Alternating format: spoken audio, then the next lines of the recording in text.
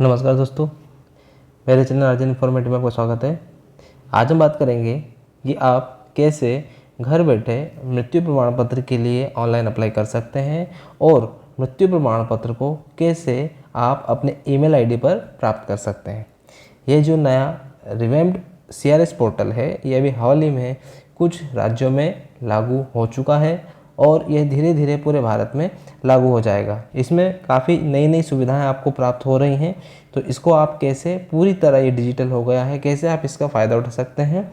देखिए, इस वीडियो में मैं आपको पूरा बताऊंगा कि किस प्रकार से आप अपने मोबाइल या लैपटॉप से मृत्यु प्रमाण पत्र के लिए आप ऑनलाइन अप्लाई करेंगे और कैसे आपको वो ईमेल पर प्राप्त होगा।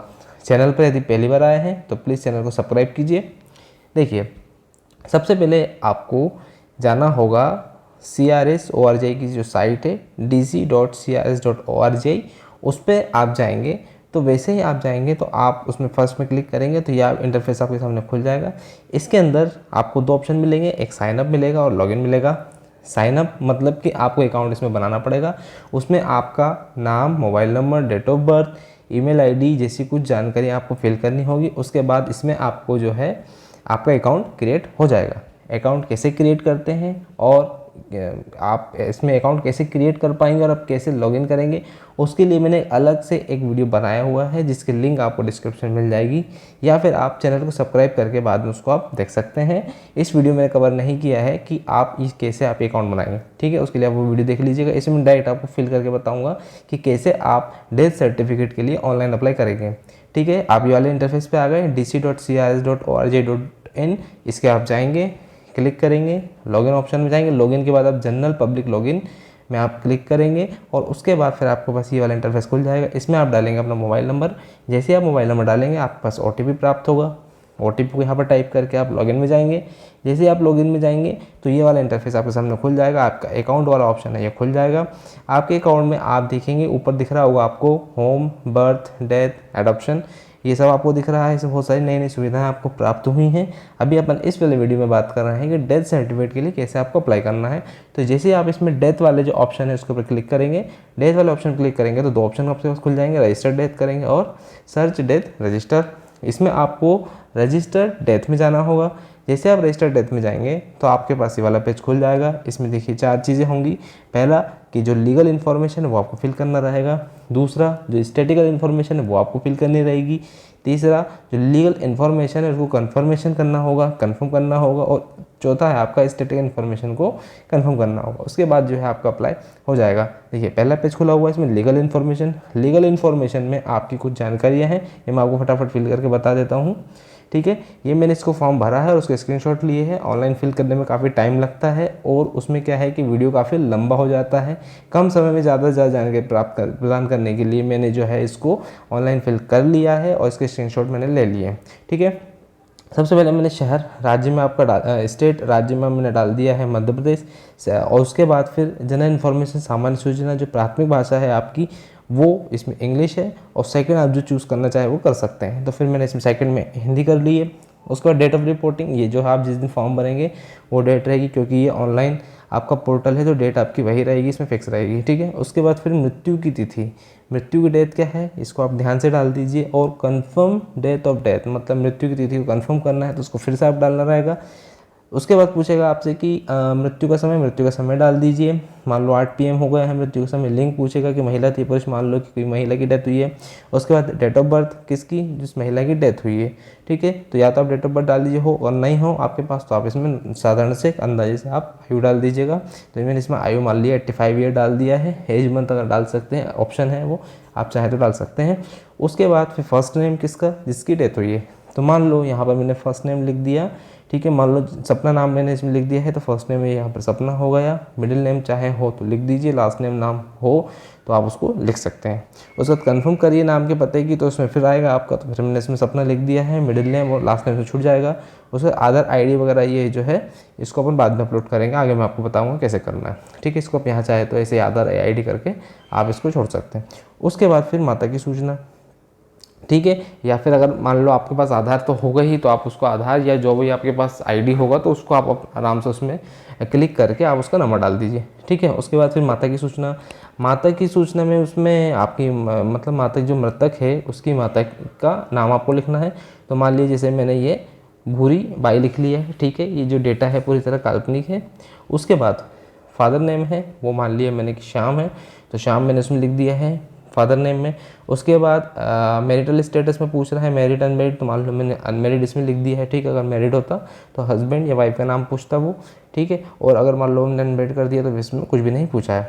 उसके बाद मृत्यु के समय मृतक का पता, देखिए ये बहुत इंपॉर्टेंट है। इंपॉर्टेंट इसलिए है कि मृत्यु आपकी कहाँ हुई। ठीक है। तो फिर इसके अंदर आपने लिख दिया है इंडिया भारत, और ये मध्य प्रदेश, मतलब मृत्यु के समय मृतक कहाँ पर निवासरत है। ठीक है। कई बार क्या होता है कि जो भारत के बाहर की जो होती हैं घटनाएं होती हैं जन्म मृत्यु की, उनको भी रजिस्टर करने के लिए अलग नियम बनाए गए हैं। उनका अपन बात कभी और करेंगे, लेकिन उसके लिए अलग सेपरेट है बर्थ और डेथ के लिए, उनके बारे में बात करेंगे। तो यहाँ पर अपन डाल देते हैं कि भारत में मान लो कि मैंने इसमें नॉर्मली ऐसे डेटा ले लिया है कि मान लो मध्य प्रदेश के अंदर, मध्य प्रदेश में कौन से डिस्ट्रिक्ट में, सीहोर में कहाँ, उप डिस्ट्रिक्ट जो है, सब डिस्ट्रिक्ट जो है अपना आष्टा में कहाँ पर, मान लो शहर में ही हुआ है, आष्टा के अंदर कहाँ पर हुआ है। ठीक है। तो आष्टा शहर का मतलब आष्टा नगरी क्षेत्र में हुआ है। ठीक है। यहाँ पर मैंने ये डाल दिया है। फिर उसके बाद फिर ये पूछेगा कि मृत्यु से मृतक के पते के समान, मतलब आष्टा में तो हुआ है बट कहाँ हुआ है आपका। ठीक है। तो ये मान लो कि अगर मान लो ये पूछ रहा है जैसे कि घर पर हुआ है आष्टा में, कि बाहर कहीं हॉस्पिटल में हुआ है। हॉस्पिटल का नियम ये होता है कि अगर मान लो डेथ हॉस्पिटल में होती है, गवर्नमेंट हॉस्पिटल में, तो फिर मृत्यु प्रमाण पत्र जो है गवर्नमेंट हॉस्पिटल से दिया जाता है। आपका आवेदन वहाँ चला जाएगा, गवर्नमेंट हॉस्पिटल को चला जाएगा। वैसे तो हॉस्पिटल वालों को सूचना रहती है तो प्रमाण पत्र आपको दे देते हैं समय सीमा में, बट किसी कारण से आप उनसे नहीं लिया है आपने और आप अपने घर आ गए हैं, तो आप इसको अप्लाई कर सकते हैं। तो वहाँ पे उनके पास जो है उनके डैशबोर्ड में जो है शो हो जाएगा। उसके बाद अगर मान लो कि घर पर हुआ है तो यहाँ पर घर पर क्लिक कर दिए, क्योंकि अपनी घर वाली कंडीशन इसमें आप अप्लाई कर रहे हैं। ठीक है। मृत्यु के समय मृतक का पता कॉपी करें। ठीक है। तो इसको अगर मान लो कि वही आपको टाइप करना है, क्योंकि जिसमें क्या होता है कि ये मृतक का स्थायी पता है एक्चुअल में। ठीक है। स्थायी पता भी अगर वही है तो आपको ये इसमें फिल कर देना है।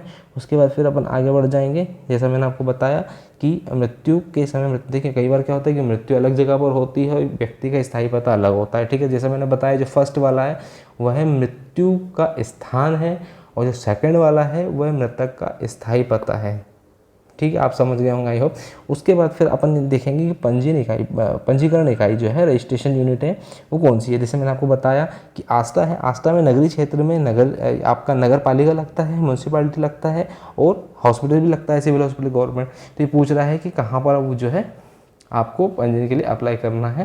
तो इसमें बहुत अच्छा है कि आपको डायरेक्ट ऑप्शन खुल जाएगा, आपको ये नहीं देखना पड़ेगा कि नगरी में आपका आवेदन कहाँ जा रहा है कहाँ नहीं जा रहा है, घटना कहाँ पर हुई उसके आधार पर आप उसको सिलेक्ट कर सकते हैं।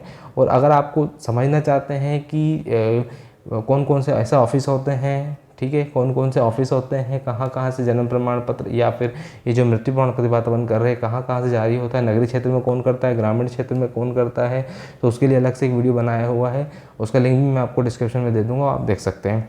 ठीक है। उसके बाद फिर यहाँ पर म्यूनसिपालिटी मैंने जो है सिलेक्ट करके आगे बढ़ा दिया। उसके बाद फिर स्टैटिकल इन्फॉर्मेशन की बात आई है। स्टैटिकल इन्फॉर्मेशन में फिर वह पूछ रहा है कि ग्राम या शहर जहाँ मृतक का निवास हो, जहाँ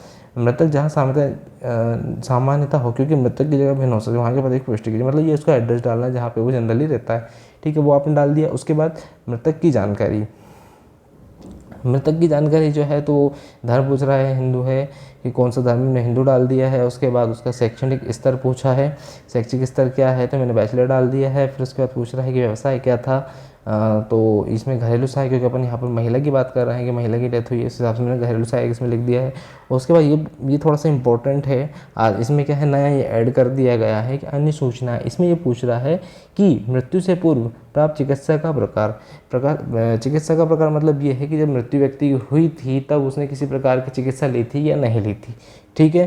तो इसमें आपने चिकित्सा ली थी, तो इसमें अगर नहीं ली, मानो कि घर में डेथ हुई, हॉस्पिटल में होता जनरली जाहिर सी बात है कि आपने चिकित्सा ली है, लेकिन घर पर हुआ है तो कोई चिकित्सा देखभाल नहीं ली।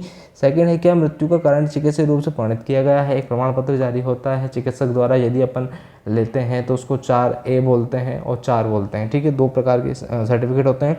तो अब ये क्योंकि अब अपने घर पर ली थी तो इसमें इसका प्रमाणीकरण किया ही नहीं, ठीक है, ये लिख दिया अपन ने। उसके बाद बीमारी का नाम या मृत्यु का वास्तविक कारण क्या था मृत्यु का, तो अब क्योंकि अपन ने चिकित्सा का प्रमाण पत्र जारी नहीं हुआ है तो अपन को पता नहीं चलेगा। अगर आपको पता है, मान लो हार्ट अटैक है जो भी है, तो इसमें बहुत सारी बीमारियाँ जो हैं आपको दिख जाएंगी। तो मैंने इसमें लिख दिया अदर्स नॉट एल्सवेयर क्लासिफाइड, मतलब कि ये जो है निर्धारित नहीं है, अभी हमको पता नहीं है कि डेथ किस कारण से हुई है। ये भी इसमें ऑप्शन है, ये भी आप डाल सकते हैं।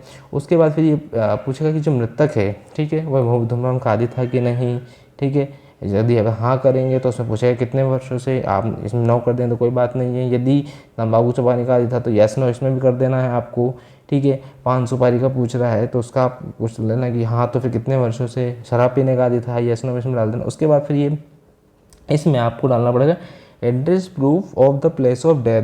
प्लेस ऑफ डेथ के लिए आपको एड्रेस प्रूफ डालना पड़ेगा। इसमें आप स्क्रॉल कर लेना, देख लेना कि कौन कौन से जो है इसके अंदर डॉक्यूमेंट हैं, आप आराम से उसको चेक कर सकते हैं। सब बहुत सारे बिल हैं एड्रेस प्रूफ में जो आपका लगता है, जनरल इलेक्ट्रिसिटी लगता है, पानी का बिल लगता है और टेलीफोन बिल लगता है। इस प्रकार से इसमें बहुत सारे पासबुक पर बहुत सारे जो है इसमें डॉक्यूमेंट है। तो मैंने इसमें आधार सेलेक्ट कर दिया है और डेमो के देने के लिए मैंने इसमें जनरली ऐसा ही ये जो है इमेज डाल दी है। इसका बहुत आसान है, इसमें आपको इमेज का कोई प्रॉब्लम नहीं है। आप इसमें PDF भी डाल सकते हैं और आप इसमें नॉर्मली JPG फाइल भी डाल सकते हैं नॉर्मली, या फिर फॉर्म भरते टाइम डायरेक्ट फ़ोटो खींच के भी आप इसको डाल सकते हैं, कोई दिक्कत नहीं है।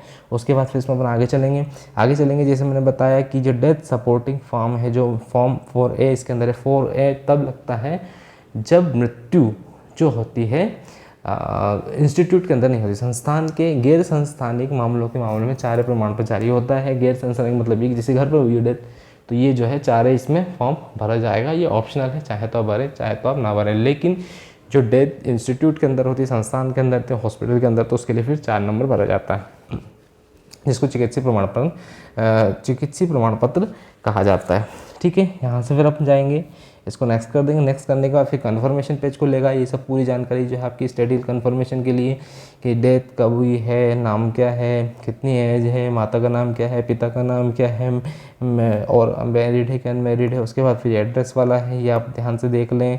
उसके बाद फिर और आगे अपन जाएंगे तो इसमें फिर स्टैटिकल इन्फॉर्मेशन को कन्फर्मेशन पूछेगा, जो भी अपन ने भरा था, धर्म, शैक्षणिक स्तर, व्यवसाय वगैरह, ये जो है सब आप इसमें देख लें, एक बार कंफर्म कर लें। और उसके बाद यहाँ पर एक देखने वाली चीज़ ये है, यहाँ पर ये पूछ रहा है कि आपसे सर्टिफिकेट आपको किस में चाहिए, इंग्लिश में चाहिए, हिंदी में चाहिए, या दोनों भाषाओं में चाहिए। तो आप इसमें जनरली जो है जो भी आपकी इच्छा हो आप कर सकते हैं, बट आप इसमें बहुत कर दे तो ज़्यादा अच्छा है, ठीक है। कई बार क्या होता है कि कुछ प्रॉब्लम्स आती है, इसलिए इसमें बहुत कर दे ज़्यादा ठीक रहेगा। बाकी आप चाहें तो इंग्लिश में भी ले सकते हैं सर्टिफिकेट और हिंदी में भी आप इसको ले सकते हैं। उसके बाद फिर ये बहुत करने के बाद आगे जाएंगे, फिर इसमें आप यहाँ पर क्लिक कर देंगे। क्लिक करने के बाद यहाँ पे कंफर्म करेंगे। जैसे ही आप इसमें कंफर्म करेंगे तो ये जो आपका रिक्वेस्ट है मृत्यु प्रमाण पत्र जारी करने की, ठीक है, ये जो चली जाएगी पंजीय निकाय के पास चली जाएगी। पंजीय निकाय की जो है ये डैशबोर्ड में शो हो जाएगी। वहाँ पर उनका जो पोर्टल है वो लॉगिन करेंगे, उसमें देखेंगे कि मतलब ये जो अपना जो सपना नाम की जो मृतक है इसके नाम से जो है आवेदन आया हुआ है। तो फिर आप इसको जो है वो जो है इसमें एक्शन लेंगे। जैसे इसको वेरीफाई करेंगे, वेरीफाई करने के बाद जो आपकी ईमेल आईडी है, ठीक है, जो आपने डिटेल इसके अंदर डाली है ईमेल आईडी की, उसकी ईमेल आईडी पर जो है डेथ सर्टिफिकेट आपको प्राप्त हो जाएगा, ठीक है। और इसमें और भी केसेस होते हैं, मान लो जैसे कि अभी अपन डाल रहे हैं कि 21 दिन से कम का प्रकरण है, ठीक है, ये 21 दिन से कम का प्रकरण है, 21 दिन ही हुए हैं अपन को, 21 दिन हुए हैं, तो इसको क्या है कि डायरेक्ट आपको मिल जाएगा। लेकिन जब घटना को 30 दिन से ऊपर हो जाता है तो फिर क्या करते हैं कि वो आपने जो आवेदन किया है उस आवेदन को वो आगे अन्य जो अधिकृत अधिकारी होता है उसके पास वो जो है ट्रांसफ़र करते हैं। वहाँ से परमिशन मिलने के बाद फिर उसके बाद उसमें थोड़ा सा समय लग जाता है, ठीक है। और अगर एक साल से ऊपर होता है तो फिर आपको तहसीलदार के पास पहले जाना पड़ेगा और तहसीलदार से आपको जो है अनुमति लेनी पड़ेगी, उसके बाद ही आपको प्रमाण पत्र जारी हो पाएगा। आई होप आपको वीडियो पसंद आया होगा। इस प्रकार के अदर इन्फॉर्मेटिव वीडियो देखने के लिए मेरे चैनल को सब्सक्राइब कीजिए और अपने दोस्तों के साथ वीडियो को शेयर कीजिए। Thank you.